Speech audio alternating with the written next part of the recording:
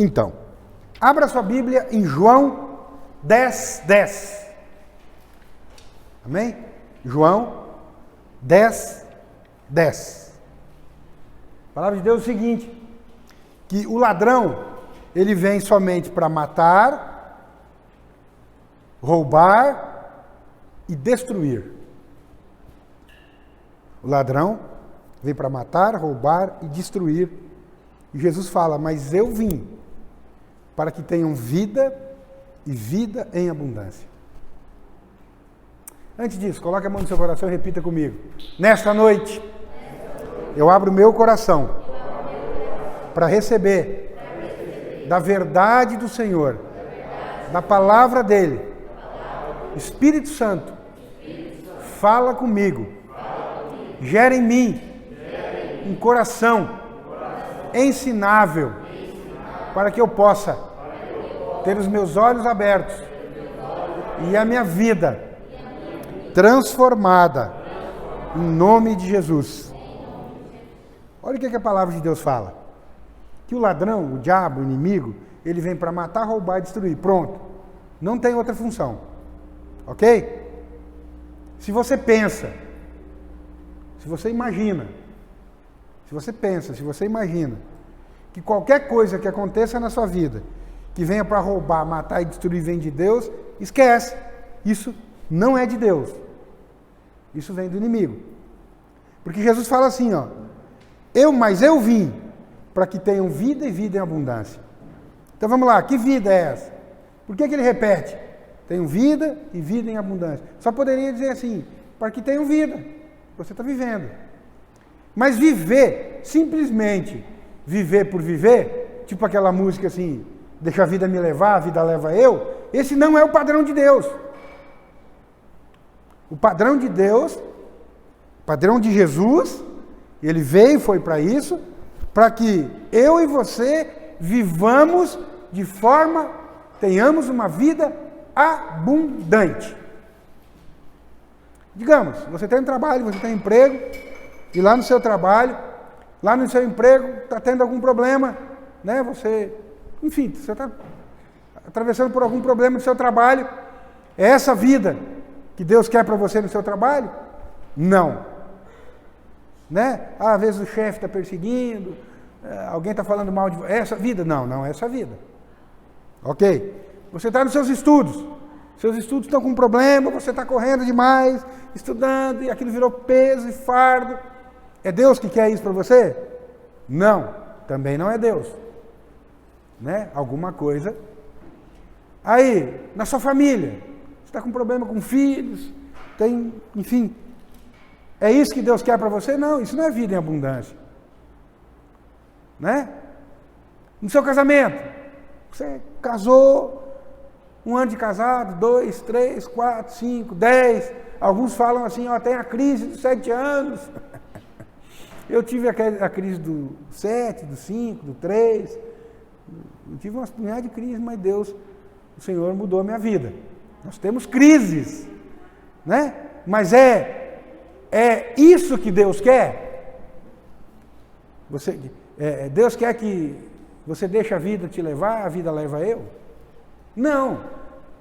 O Senhor falou que Ele veio para que todos nós, em todas as áreas da nossa vida, tenhamos uma vida e uma vida em abundância. Por quê? Onde abundou o pecado, superabundou a graça. E é através da graça de Deus que nós somos levados a essa vida. No ministério. Né? E eu falo ministério aqui, eu digo assim, todos nós aqui somos ministros. Todos nós aqui, de uma forma ou de outra, fomos chamados pelo Senhor.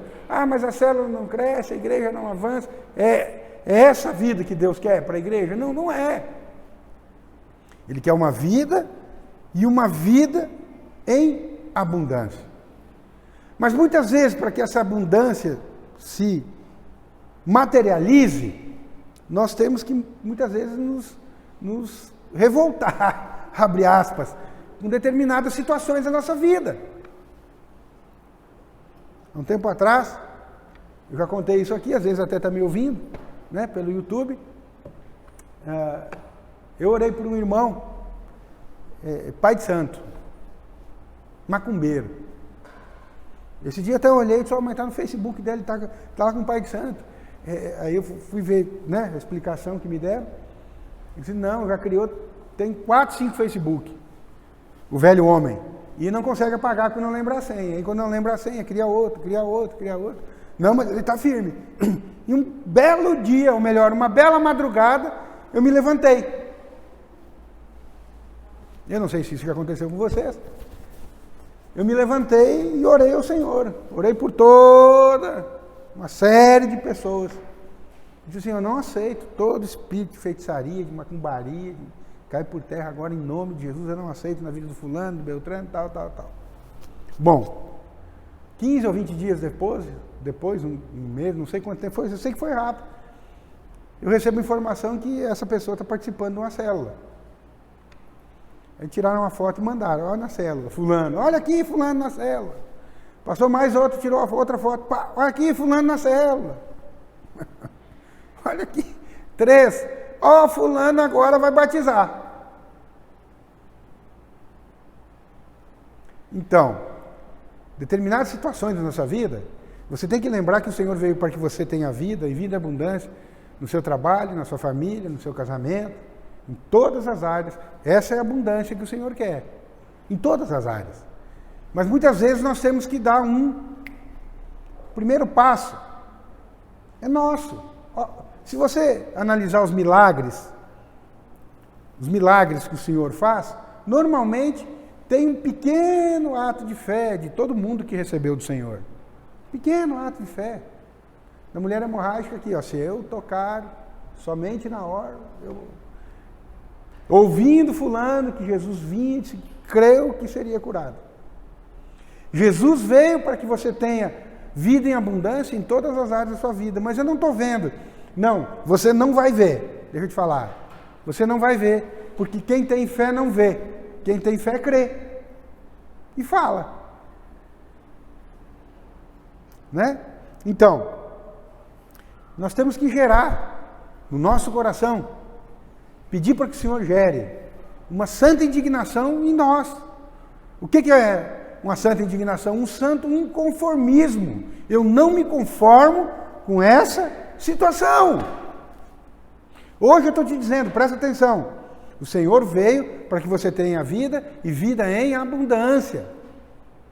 Mas se você, de alguma forma, se conformou com essa situação, você diz assim, não, mas é isso aí mesmo, né?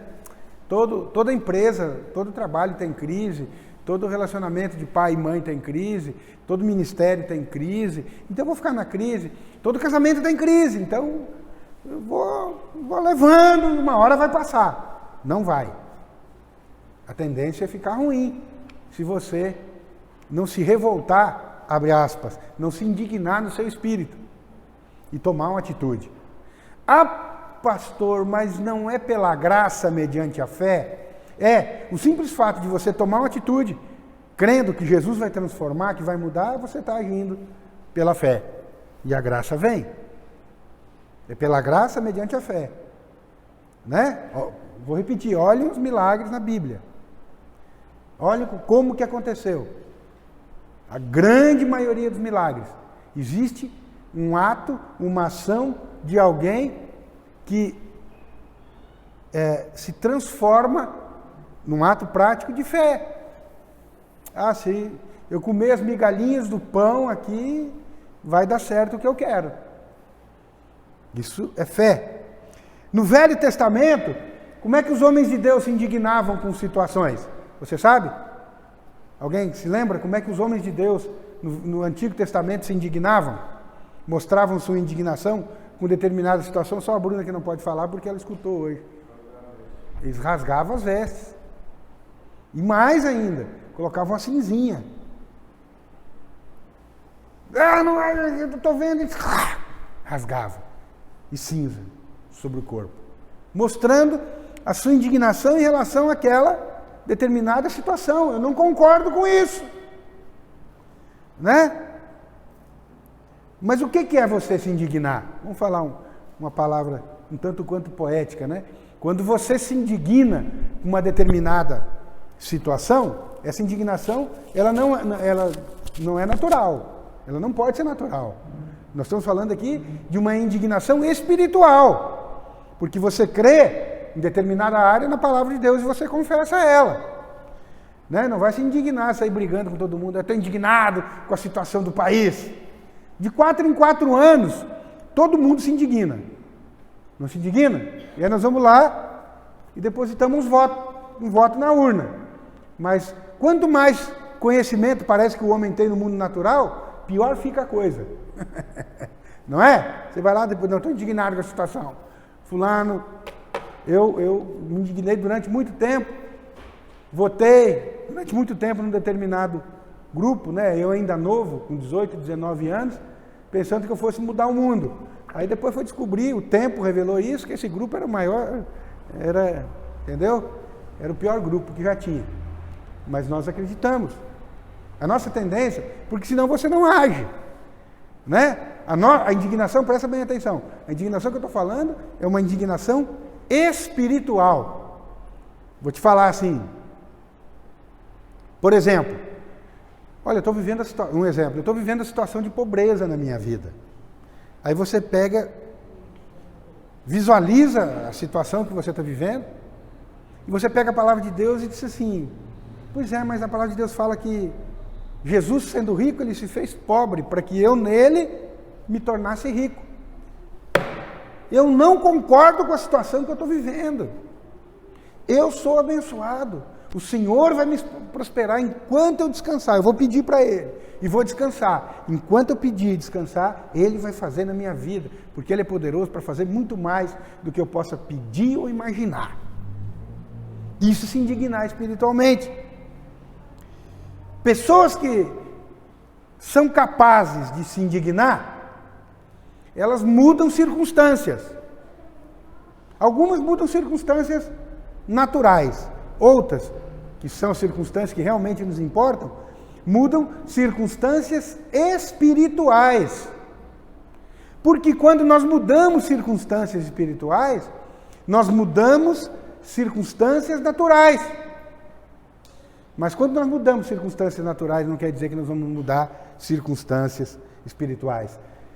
Se você não tem capacidade de se indignar com determinada situação, se muitas vezes você já está acostumado com uma situação ruim na sua vida, eu vim aqui para dizer para você hoje que você tem que se indignar com ela, porque o Senhor quer que você tenha uma vida, Ele projetou uma vida e Ele quer uma vida para você, uma vida em abundância. Uma vida alegre, uma vida feliz, que você conviva com seus amigos, com seus parentes, com a sua família, no seu trabalho, no seu ministério, de forma abundante, em Cristo. Não, mas não se acostume. Peça para o Senhor, inclusive, a capacidade de se indignar. Porque às vezes você perdeu, nós perdemos. Isso é momentâneo. Às vezes você olha uma situação e diz assim, rapaz, de novo. Né? Eu ouvia uma história muito interessante, uma pessoa tomou uma disposição, né? Enfrentava problemas em casa, e parece que eu escutei muito essa palavra, muito, mais de 20 vezes, uma parte dela, um trecho dela. Né, dizia assim, olha, está tudo bem na minha casa.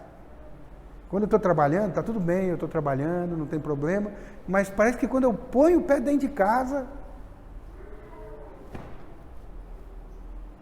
esse pastor nessa pregação, ele fala isso, né? Você põe o pé dentro da sua casa, pôs o pé, é para dar briga. Você olha para um lado, parece que tem um Rottweiler e um Pitbull lá dentro. Você olhou, pá! E eu escutei essa pregação muito tempo, porque era o que acontecia comigo. Aí nessa pregação fala assim, olha, está acontecendo alguma coisa errada e você não está visualizando isso. Tem espírito de confusão dentro da sua casa. É espiritual o negócio. E você está brigando, está tomando atitudes que você não... Espírito de confusão. Isso eu falo, estou falando rápido para vocês, Mas isso durou muito tempo na minha vida. O que eu vou fazer? Eu entendi. E o inimigo não queria que eu orasse. Ele vai querer? Tá bom para ele o negócio. E eu não... E tinha resistência para orar e tal. E um dia eu disse, não, hoje eu vou orar. E comecei a orar. Todo espírito de confusão, de contenda, orei. E aconteceu o que aconteceu, né? Aos poucos o Senhor foi mudando, foi transformando o meu casamento, né? E isso foi bênção na nossa vida. Presta atenção, então. Deus, Ele quer que você tenha, e isso é promessa de Deus, pode colocar lá João, né? 10:10.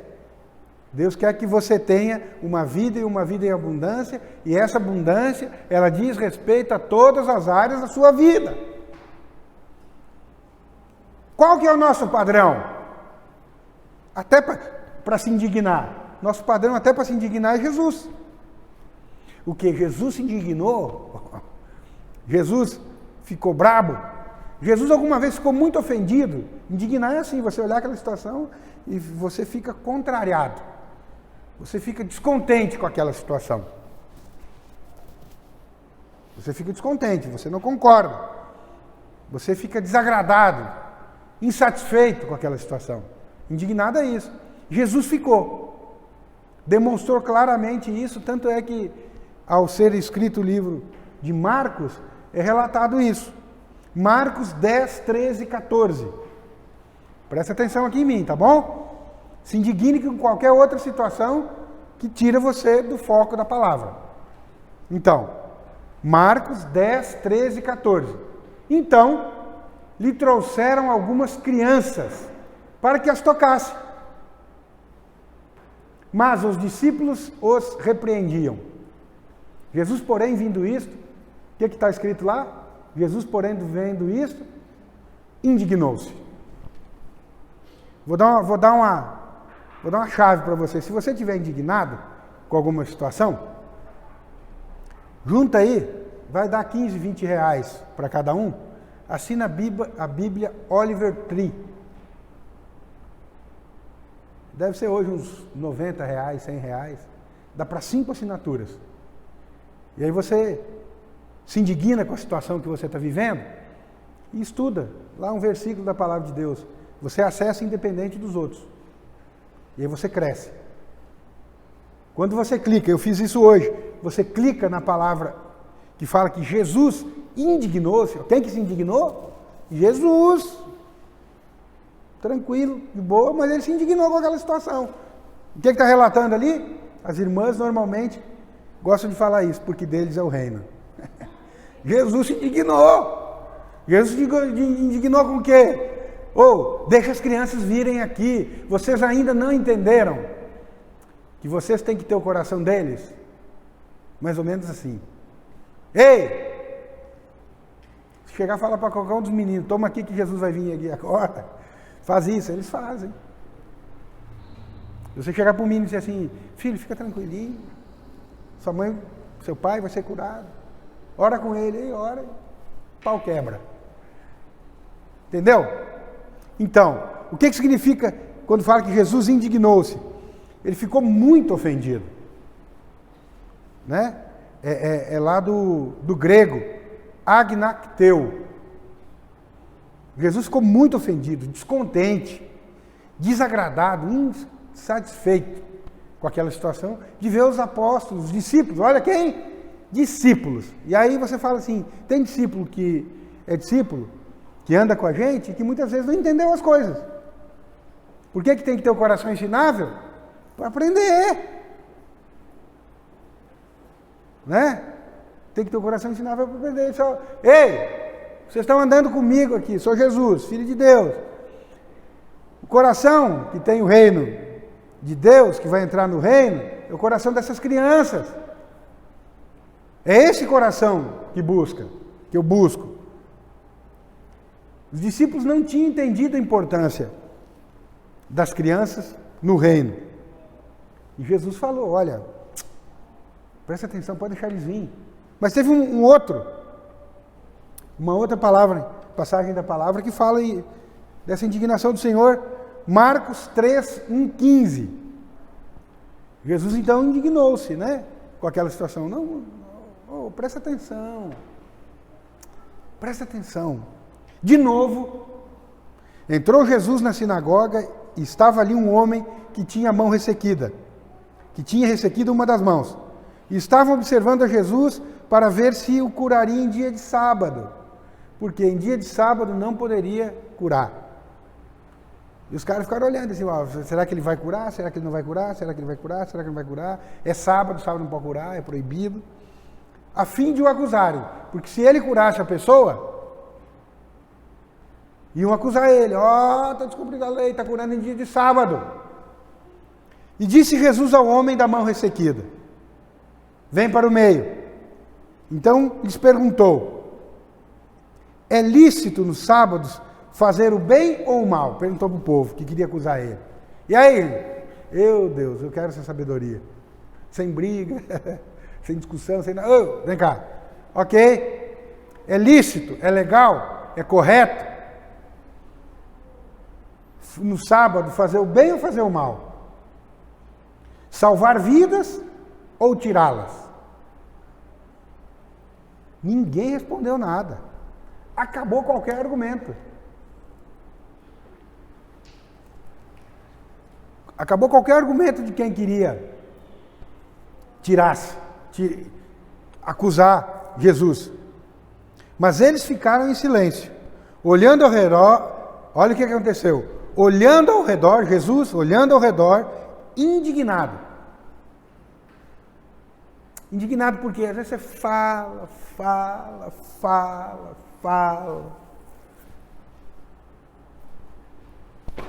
E não vai. Ele não é indignado. Ei, presta atenção. Condoído, né? Com a dureza do coração das pessoas. Por que com a dureza do coração? Porque eles preferiam cumprir a lei do que deixar uma pessoa doente. Dureza do coração é isso. É isso. Né? Tem algumas coisas que explodem, vão explodindo na nossa cabeça, né? O versículo da palavra de Deus fala que o vento sopra para onde quer e ele vai para onde... Isso é o Espírito da nossa vida. Né? O Espírito que nos conduz. Muitas vezes tem alguns que não, é isso e acabou. Não é. E Jesus, de novo, a palavra de Deus fala que ele se indignou com aquela situação. Seu coração é duro. Você não entendeu que eu vim foi para fazer o bem? Você não entendeu ainda? Não é para cair fogo do céu? O Espírito de Cristo, lembra lá? Não é para cair fogo do céu. Eu vim para fazer o bem. Eu vim para que tenham vida. Eu não vim para julgar. Eu vim para trazer a espada, a palavra. Não vim para julgar, não vim para condenar. Mas não entendeu. Os discípulos, assim, né? Isso é um consolo para nós. Porque você pode dizer assim, é um consolo duplo. Se os discípulos não entenderam muitas vezes Jesus e para que Jesus veio, é sinal que muitas vezes nós corremos o risco também de não entender. Sim ou não? Corre! Mas o grande conforto, tanto para quem ensina como para quem é ensinado, é que eles tiveram um coração de receber a verdade da palavra. Mesmo sendo exortados, se o Senhor está falando, eu estou errado. Se o Senhor está falando, Jesus, se o Senhor te indignou, eu vou procurar agora, então eu vou entender, né? É uma via de mão dupla. Jesus se indignou com mais essa situação. Primeiro com os discípulos que não entenderam quem eram as crianças no reino. Depois com aqueles que preferiam cumprir a lei do que fazer o bem. Nós temos que ter um coração indignado. Presta atenção, com situações que acontecem na nossa vida. Se eu perguntar, semana passada, eu falei para umas pessoas, eu falei assim, olha, a gente não precisa dizer o que está certo e o que está errado. Mas se você tiver dúvida, pega a palavra de Deus. Olha a palavra de Deus. Ela vai te dar uma direção. E se você tiver dúvida, pede para o Espírito te mostrar. Né? Então, nós temos que ter um coração indignado com essas situações que não são os planos de Deus para a nossa vida. Todas essas que eu falei no início. Trabalho, escola, família, casamento. Se tem alguma coisa ruim, é porque o inimigo em alguma área da nossa vida está ganhando vantagem. Porque Deus não quer uma vida ruim para nós. Ele não quer matar nada em nós, nem roubar, nem destruir. Deus não quer isso. Jesus Cristo não veio para isso. O Espírito Santo, que é o Espírito de poder, não está aqui para isso. E nós temos que entender e declarar isso. Então, quando você vê que alguma coisa está acontecendo em alguma área da sua vida, você tem que se levantar e falar isso e declarar isso. Não aceite isso de uma forma passiva. O passivo, né? Sabe aquele passivo, né? Que muitas vezes você está no louvor, todo mundo está se derramando lá, e o passivo está assim, ele está olhando para ver o que está acontecendo. Será que está fazendo uma barata ali? Olha aquele negócio. Passivo. Não seja passivo com situações que desagradam o coração de Deus. Não seja. Toma uma atitude. Né? Mas uma atitude em quê? Em Cristo. Uma atitude diante da palavra, diante da promessa que Ele tem para você. Na sua célula. Ah, a minha célula está indo, né? Não! Toma uma atitude qualquer, eu não concordo com isso. Senhor, a partir de hoje, o Senhor vai me dar uma santa estratégia, eu vou sair, eu vou pedir, nós vamos orar, fazer casa de oração, não vamos parar a casa de oração, aconteça o que acontecer, vamos orar, né? Invista nisso. Invista, com pastor, sem pastor, foi dada a direção? Vamos fazer. É assim que você vai crescer. Lembra lá, Davi, agora não vamos chegar em Davi, né? Mas Davi, ele venceu, foi Deus que foi lá e deu uma machadada em Golias? Uma paulada? Não, não foi. Em Davi você encontra, eu tenho meditado muito nisso, assim, né? Pensa, volta e meia vem Davi e Golias na minha cabeça, né? Davi, ele era pequenininho, todo mundo conhece a história, se indignou, mas ele lançou uma pedra. Ele teve a participação lá de lançar a pedra. Mas quem deu a pontaria, quem deu a mira foi o Senhor. Eu creio que na nossa vida as coisas acontecem assim. Normalmente a nossa fé se exterioriza por algum ato pequeno nosso, de crer. Porque se não fosse assim, a palavra de Deus não falaria assim, pela graça mediante a fé. Davi era fraco, pequeno, não tinha expressão nenhuma, era um pastor de ovelhas. Ele teve fé quando ele ergue a voz dele e diz assim, quem é esse incircunciso para vir aqui afrontar o Deus, o exército de Deus vivo? Ele creu na palavra, na promessa e jogou. Nós somos assim. Quando nós nos indignamos com determinadas situações, nós temos que lançar uma pedra. Né? O que é a fé? A fé é que isso aqui é um abismo, um precipício. O Senhor diz, pode vir, porque eu garanto o taco. Pode pisar. Tem chão aí. Mas eu não estou vendo. Tem chão aí, eu estou te falando. Eu sou Deus. Você não está vendo. O primeiro passo que dá, quem dá é você, não é Deus. E aí você dá em fé, né?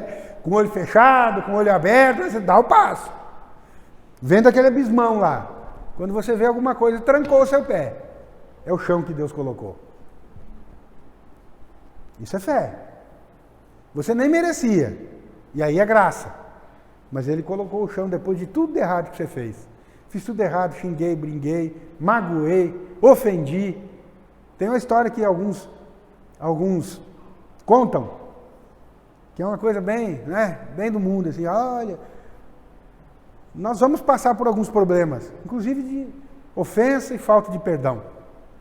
Né? Aí tem os que contam exemplo, olha, sabe como é que é o ser humano? O ser humano é como uma tábua que você pega, prega um monte de prego, vai lá e depois arranca. Se você ofendeu as pessoas, aquelas cicatrizes, você pode até tirar os pregos, mas aquelas cicatrizes nunca apagam, ficam lá. Deixa eu te falar, isso não é para a igreja. O mundo, ela não tem um carpinteiro que tem uma cola espiritual chamada perdão. Uma serragem poderosa que coloca lá e não aparece mais nada. Essa história dessa tábua é para o mundo. Porque no mundo não existe o carpinteiro de Nazaré. Esse dia fazia tempo que eu não escutava, escutei de novo. Nossa, mas fulano é petecado, hein? Pau que nasce torto, morre torto, e até a cinza é torta se pegar fogo. E eu repeti isso, não é assim. Não é assim. Nós podemos ter errado, ter feito tudo de errado, mas quando nós cremos, o Senhor nos limpa e nos purifica. Teve uma outra passagem da palavra de Deus que fala que o Senhor se indignou. Talvez essa seja mais conhecida e evidente para falar da indignação de Jesus. Olha de quem que eu estou falando. De Jesus. Ele indignou-se, ele ficou contrariado em determinada situação. Você sabe lá, está lá em João 2, 14 e 17. E achou no templo os que vendiam bois e ovelhas e pombos, e os cambiadores assentados. E tendo feito um azorrague de cordéis, lançou todos fora do templo. Olha a atitude de indignação de Jesus. Pegou e correu com todo mundo, ele fez um azorrague, também os bois e ovelhas, e espalhou o dinheiro dos cambistas, e derrubou as mesas, e disse aos que vendiam pombos: tirai daqui estes, e não façais da casa de meu pai casa de venda. E os seus discípulos lembraram-se do que está escrito: o zelo da tua casa me devorará. O zelo pela casa do Senhor, qual zelo? O zelo com a câmera, com o som, com as caixas. Eu vim me consumir cuidando da casa. Mas veja bem, quando a palavra de Deus fala que Jesus fez um azorrague, eu não sei se você sabe o que é azorrague, é uma taca, né? Tem 3 perninhas, e na ponta dessas perninhas tem uns bichinhos de ferro, pontudo assim, né? Quem viu aquele filme lá, no encontro lá, que toca em Jesus assim, puxa e arranca um pedaço da carne. Só que a palavra de Deus fala o quê? Que Jesus chegou lá, viu aquela situação, olha como é que é a indignação de Jesus. Ele viu aquela situação, olhou aqui, olhou ali e tal, como diz aqui, né? Deu uma curiada. Eu acredito que ele sentou e ele fez um azorrague. E tendo, volta lá, e tendo, aí ó, e tendo feito um azorrague, ele fez.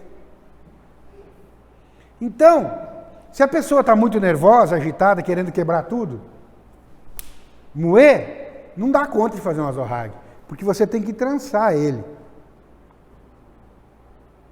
Você trança, né, de couro. Então você imaginou ser nervoso, querendo avançar nos caras? Querendo fazer um azorrague?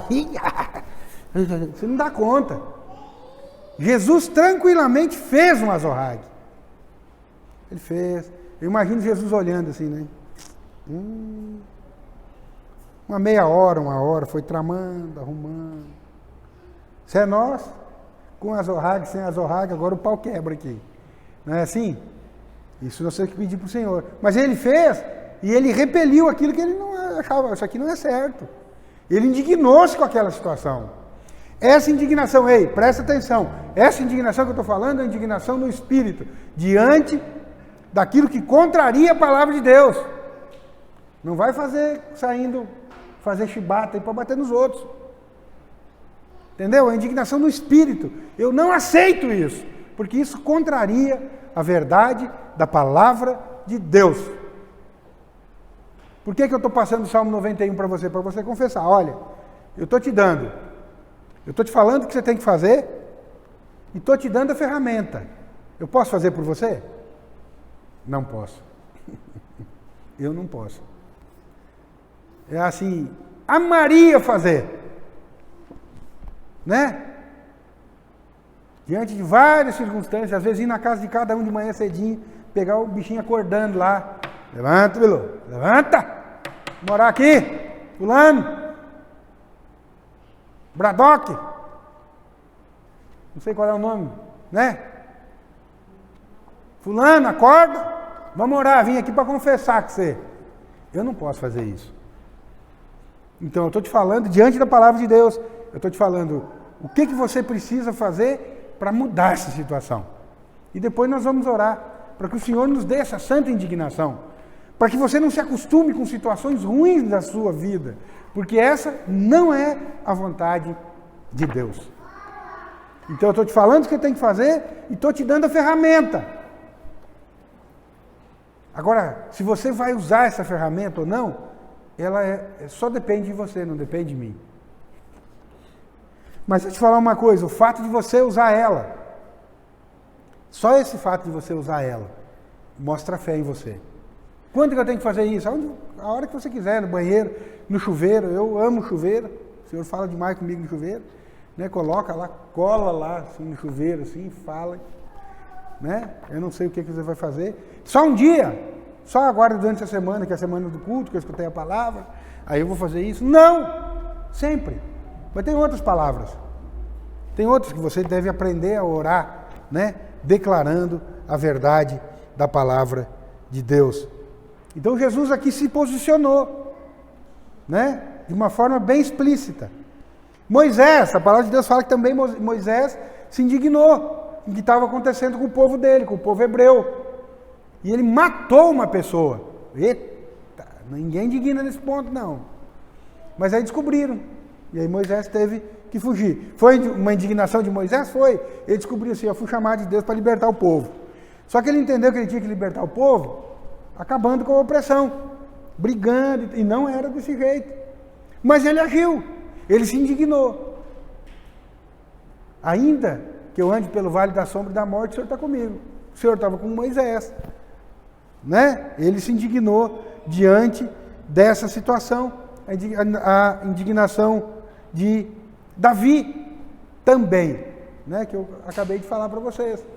Você imagina assim, a indignação de Davi, Golias ficar... Imagina essa situação assim, né? Não sei como é que hoje nós poderíamos, né, falar aqui, mas você imagina vindo um bandido poderoso, né, aqui em Jussara e divulgar aí pelos 4 cantos da cidade só, eu vou destruir vocês, eu vou acabar com vocês, esse negócio de você estar orando, de ter um Deus que é maior, não tem, eu vou acabar com vocês. 40 dias. 40 é um número muito importante, né, na palavra de Deus, que fala um tempo completo de provação. 40. Às vezes pode ser 40 dias, 40 semanas, 40 meses, 40 anos, né? É um tempo de 40 é um número de provação completa, né? Mas veja bem, Davi e Saul, eles tinham o mesmo problema a ser enfrentado, né? Davi e Saul, eles tinham o mesmo problema. Saul era rei, já tinha exército, tinha tudo à disposição dele. Davi não tinha nada, mas Davi entendeu, né? Tem uma coisa errada. Quando Davi, eles ficaram ouvindo 40 dias, quando Davi ouviu, disse, eu não aceito isso. Eu não aceito, vim aqui afrontar o exército de Deus vivo e agora eu vou acabar com esse negócio. Davi se indignou. Agora eu pergunto para você não precisa falar para mim, não precisa falar em voz alta, qual que é a área da sua vida que você acha que você precisa se indignar para ter uma vida em abundância? Qual que é a área? O Senhor me revelou a minha. Ele revela para todo mundo. Se você perguntar para qualquer pessoa, todo mundo tem uma área da vida que precisa se indignar, ou às vezes até mais de uma área. Aonde que é? No seu trabalho, na sua saúde, no seu casamento, aonde que é? Ou você está aceitando tudo tipo assim, deixa a vida me levar? Tem uma área da vida que você precisa se indignar. Todos nós precisamos. Qual que é a sua? É na sua célula? Pois é, está assim, pandemia. Pandemia,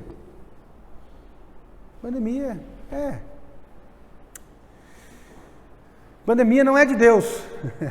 Ela veio para matar, roubar e destruir. Ele veio para que nós tenhamos vida em abundância. Ah, então quer dizer que eu não tenho que usar máscara? Tem. Não tem que usar o gel, o álcool? Tem. Mas a coisa vai apertar mais ainda. A coisa deve apertar mais. O Senhor é que é o nosso sustento. Nós usamos máscara, gel, coisa para testemunho para os outros, né? Eu creio nisso. Eu creio muito nisso. E declaro isso todos os dias. Use, nós temos que usar, né? Nos momentos tem que você falar para usar, você tem que usar. Mas deixa eu te falar uma coisa. A pandemia não é de Deus. E aquilo que não é de Deus se combate com coisa de Deus. Né? Presta muita atenção o que você tem ouvido e como você tem reagido ao que você tem ouvido. Presta muita atenção com os gritos de Golias falando que vai destruir o exército de Israel. Só grito.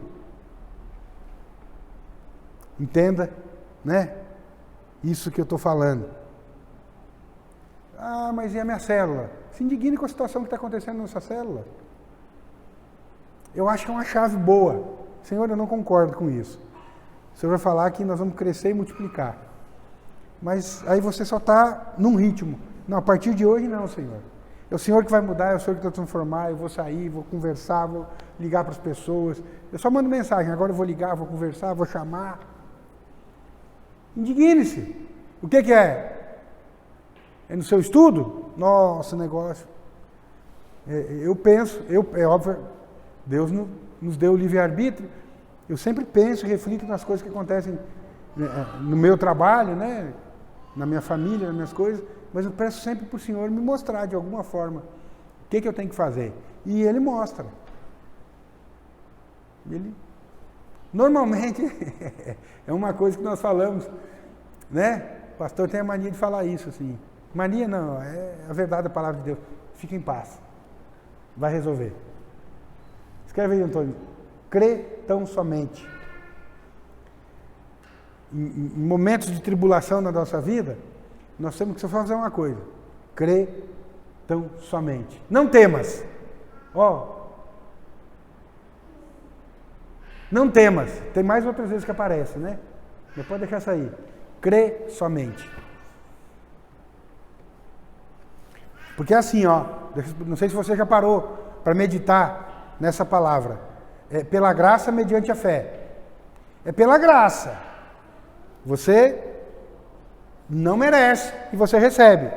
Mas você tem que crer. Como é que eu passo pelaquela porta? Eu tenho que ter uma chave. A chave para abrir aquela porta é a fé. A graça é a porta abrir. Então é pela graça, mediante a fé. Não temas, crê somente. Declara, abre sua boca e fala, eu não creio, essa situação vai ficar assim, não vai ficar assim no meu casamento, não vai ficar assim nos meus estudos.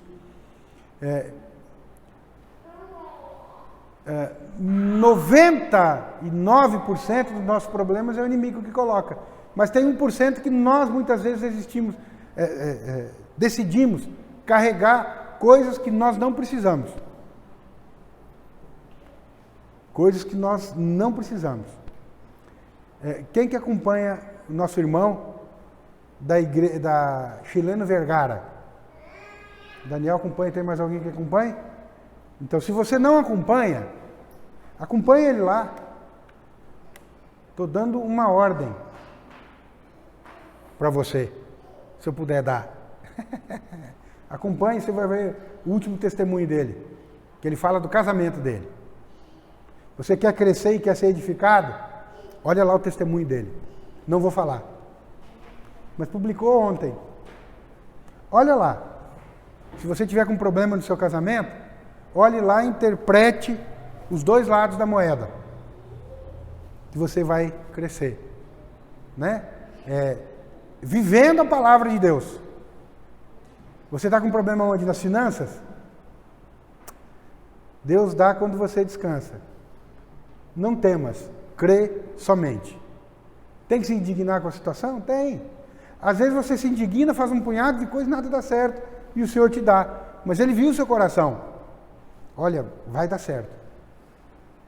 Vai dar certo. Qual que é o problema? O seu problema é filhos? Crê tão somente, tenha uma atitude. Procure quem possa te orientar. Qualquer situação que você esteja atravessando.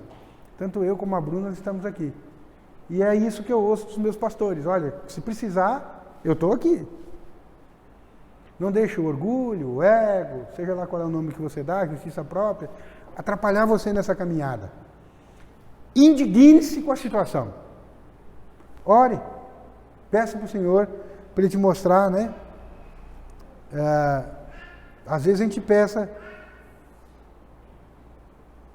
que as coisas não mudam, mas Deus está esperando nós dar aquele passo lá no abismo, a nossa fé, para Ele mudar, né? Por último, Atos 17 e 16, a palavra de Deus fala que Paulo chega em Atenas. E eu não sei se vocês sabem, lá em Atenas tinha milhões de deuses. Tinha um deus para cada coisa. Tinha o deus da bota preta, o deus da botina amarela, o deus do óculos vermelho. Tinha deus para tudo lá. Mas tinha um deus também, lá em Atenas, um busto, que está escrito assim, ao Deus desconhecido. Sabe por quê? Porque os atenienses, eles tinham Deus para tudo, para muita coisa. Mas eles temiam que chegasse algum Deus lá que não tivesse um altar. Então chega o Deus Raberere Berere, não sei o nome do Deus lá, né? Chega lá e não tem um altar para esse Deus. Aí o que Deus ia fazer com a ateniense?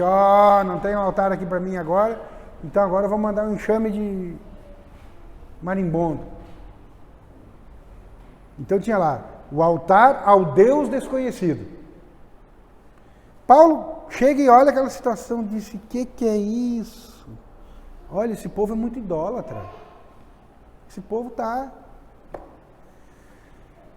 E aí a palavra de Deus fala, enquanto Paulo os esperava em Atenas, ele viu aquilo lá, o seu espírito se revolvia em face da idolatria dominante na cidade. Seu espírito, ele se indignou, disse, sabe quando você vê muitas vezes um ato de justiça própria na pessoa? Eu não sei com vocês, mas às vezes o nosso espírito se revolve. Você está vendo, né? Ele está se achando bom demais, e eu não posso falar, que se eu achar, se eu falar, ele se sente acusado. Aí o inimigo ganha vantagem. Você está vendo, o cara está errado, ele está indo. Que Deus nos dê sabedoria, né? Para aconselhar esses irmãos. Está indo para o caminho errado. Você está vendo. O espírito se revolve. E aqui o que Paulo fala? Que o espírito dele se revolvia quando ele viu, moça, esse povo aqui está perdido, está lascado, não sei o que vai acontecer. Paizinho, me ajuda. O espírito dele se revolvia, indignado com aquela situação. O que Paulo diz? Olha, está vendo aquele ali? Aonde está escrito ali?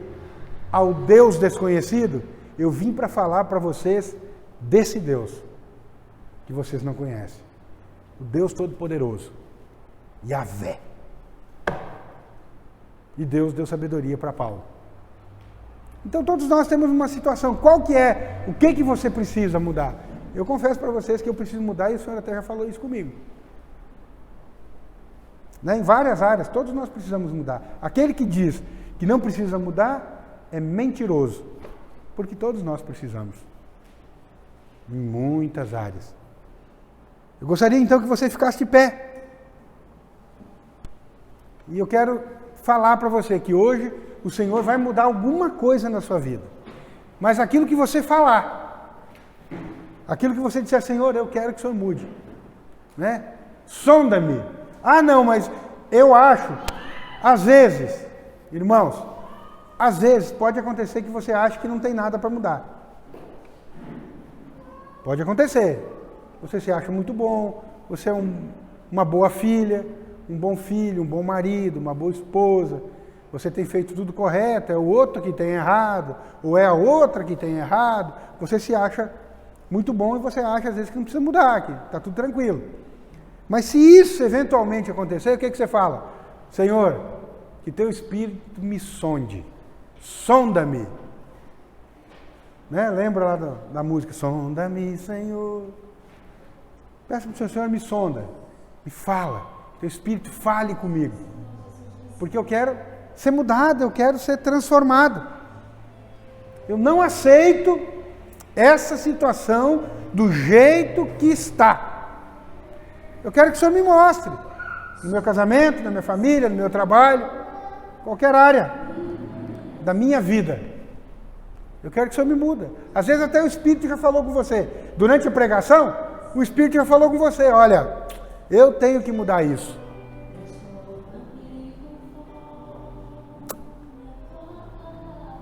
Às vezes, deixa eu falar um negócio para você. Tudo aquilo que nós temos que fazer, presta atenção. Às vezes, tudo aquilo que nós temos que fazer, o preço acaba. Você resolve pagar um preço quando você está apaixonado. Apaixonado por quê? Apaixonado pelo seu trabalho, apaixonado pelos seus estudos, apaixonado pela sua mulher, apaixonado pelos seus filhos. Quando você está apaixonado, todo o preço acaba. Todo o preço acaba. Você não acha nada difícil de fazer. Às vezes no ministério, você perdeu a paixão pelo ministério. Célula não cresce, igreja não avança. Você perdeu a paixão. Quando você está apaixonado, não tem preço. Tem? Não tem. Não tem. Você faz loucuras quando está apaixonado. Mas o segredo da vida cristã não é você tentar se apaixonar. Entenda. O segredo da vida cristã não é você tentar se apaixonar. O segredo da vida cristã é você entender em primeiro lugar o quanto que você é amado. Quando você entender que você é amado, que nada que você fez, nada que você vai fazer te afasta do amor de Deus, você faz coisas incríveis, impossíveis, que só a fé pode mover. Não tente se apaixonar. Peça a Deus para que você entenda o quanto você é amado. Sabe por quê? Quando você entende que Deus te ama, você entende que Ele vai fazer de tudo para que tudo de bom aconteça na sua vida. Declare o amor de Deus constantemente na sua vida. Peça para Ele mudar a situação. Peça para Ele mudar toda e qualquer situação na sua vida. E diga assim, o Senhor me ama, Ele vai mudar, Ele toma conta de mim. Amém? Ore, abra sua boca. Abra sua boca e fale isso para o Senhor. Senhor, me